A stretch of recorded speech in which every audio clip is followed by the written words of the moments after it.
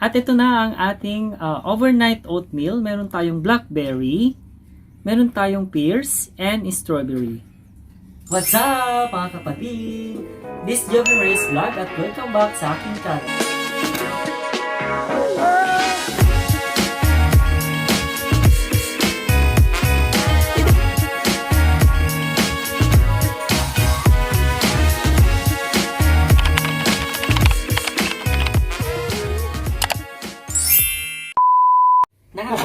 Diba? Hi! Welcome back sa aking channel and welcome back sa Joven's Kitchen. For today's video, gagawa tayo ng overnight oatmeal na very perfect sa ating breakfast. At ipapakita ko ang ating mga gamitin at ang ating main ingredients. Gagamit tayo ng jar with lid and meron tayong yogurt. Pwede rin yung Greek at saka yung ordinary na yogurt. At ang ating main ingredients, ang ating oatmeal. And meron tayong honey. At ito yung mga na-slice namin na prutas na pwede nating itopping sa ating overnight oatmeal. Meron tayong blackberry, pears, and strawberries. Kailangan din natin ng chia seed, and vanilla extract, and gatas. Ayan. At kailangan natin ng measuring cup and spoon. Without further ado, ayan, gagawa na tayo ng ating overnight oatmeal in 3, 2, 1. Umpisa na natin gumawa ng ating overnight oatmeal at ang ating unang gagawin ay ang blueberry overnight oatmeal. Ayan, so mag-measure tayo ng 1 cup ng isang oatmeal. Lagyan natin sa jar. Here. And lagyan natin ng milk. Gatas. Pwedeng fresh milk, coconut milk, any kind ng milk na gusto nyo ilagay. Pwede. 1 cup din. Yan. Lagyan natin.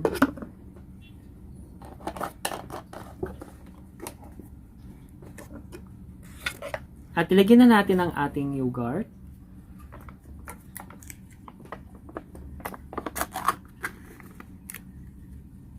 Here. Yogurt na sa loob para hindi sayang. Maglagay tayo ng chia seeds.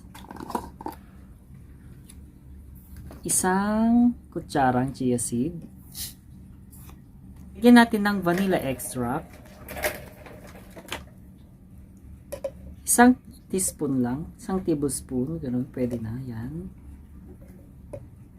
Vanilla extract.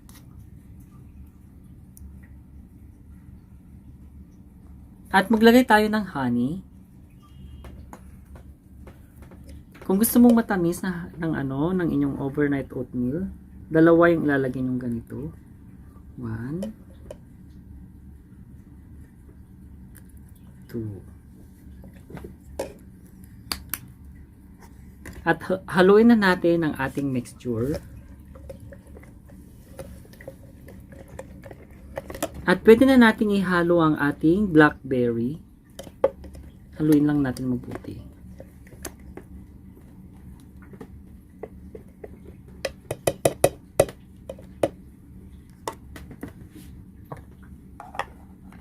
Lagyan natin ang ating toppings na blackberry.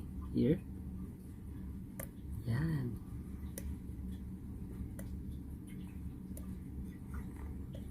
Ito na ang ating blackberry overnight oatmeal. Pwede na natin ilagay sa ating chiller. Takpan natin at ilagay na natin sa ating chiller. Sunod natin gagawin ay ang strawberry overnight oatmeal. Yan. So mag-scoop tayo ulit ng ating oatmeal.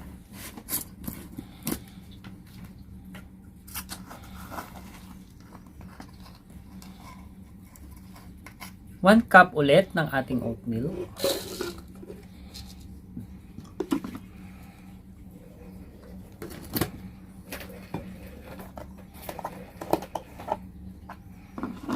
One cup din ng ating milk.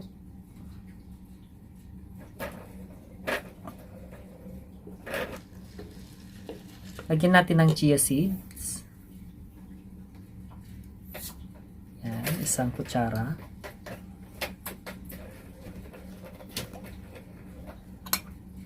And maglagay tayo ng vanilla extract. Kunting-kunti lang. 1 teaspoon. At lagyan natin ang ating yogurt.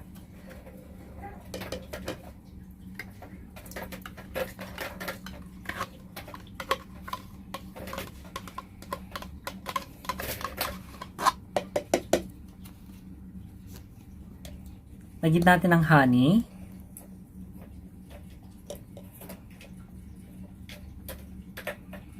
Dalawang tablespoon.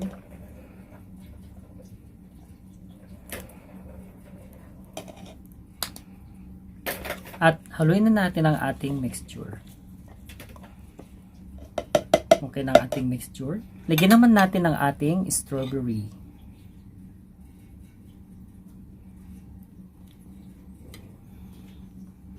Ito na ang ating strawberry overnight oatmeal. Ready na siyang ilagay sa chiller ulit. Ngayon, gagawa naman tayo ng Pierce overnight oatmeal. Yan, so kuha tayo ulit ng ating jar. Mag-scoop tayo ulit ng 1 cup ng ating oatmeal.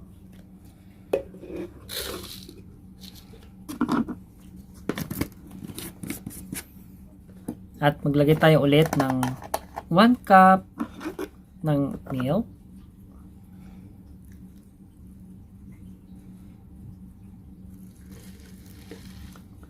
Maglagay na tayo ng chia seeds. Lagyan na rin natin ang ating yogurt.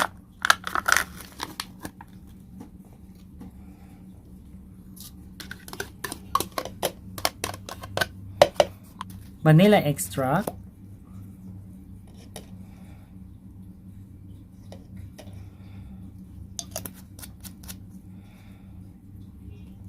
At honey. 2 tablespoon honey.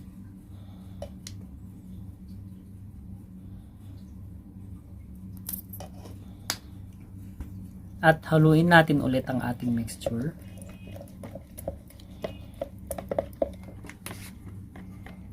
Okay na ang ating mixture. Pwede na natin ilagay ang ating pears. Yan, ito na ang ating pears overnight oatmeal. Pwede na natin ilagay sa ating chiller.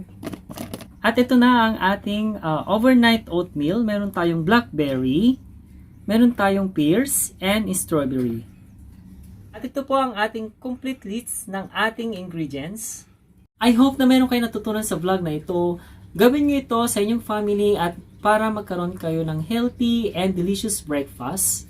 If you want more video like this, please comment down below para makapagawa tayo ng ulit ng panibagong vlog.